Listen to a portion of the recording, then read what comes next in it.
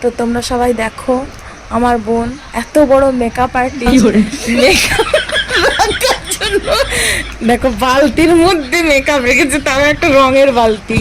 রঙের বালতি না, আমার রাখার জায়গা নেই। দেখো গাইস, ওই জায়গাও রেখেছি, এতটা জায়গা সবটুকুই কিন্তু মানে ভর্তি হয়ে গেছে। এখন রাখার জায়গা পাচ্ছি না, এখন বালতি থেকে আমি গামলা কিনতে কি বক্স তার জন্য আমি একটা বালতি কিনে নিয়েছি। দেখো এর মধ্যে নাই নাই করেও কত হাজার টাকার যে জিনিস আছে তোমাদের ধারণার বাইরে।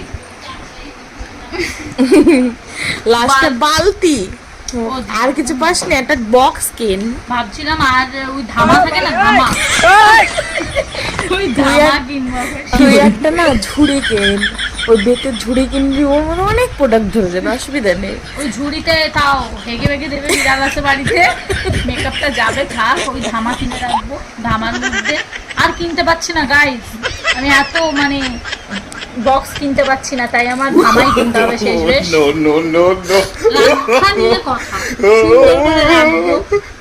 তুমি ঠিক আছে, তোমার জন্য বালতি যাবো মেকআপ আর্টিস্ট, মানে মেকআপ আর্টিস্ট যাবে যখন এরকম করে ধরে নিয়ে চলে যাব, ঠিক আছে। আর ইয়ে তোমার জন্য এই বালতিটাই ঠিক আছে, ডিউলাক্স বালতি। তোমরা একটু আমাকে সেজে এই সাজিয়ে মানে সাজানোর সুযোগ দিতে পারো। কি আমের চাটনিকে আমের ঝোল বলি, অনেক কিছু সুন্দর নতুন নতুন কথা তৈরি করে, এটা হচ্ছে কথা। আর সব থেকে লেটেস্ট বালতির মধ্যে মেকআপ কে রাখে? কোন পাগল রাখে? বিয়েতে যদি বাজনা না আনো তাহলে বাজনাও বাজিয়ে দেবো।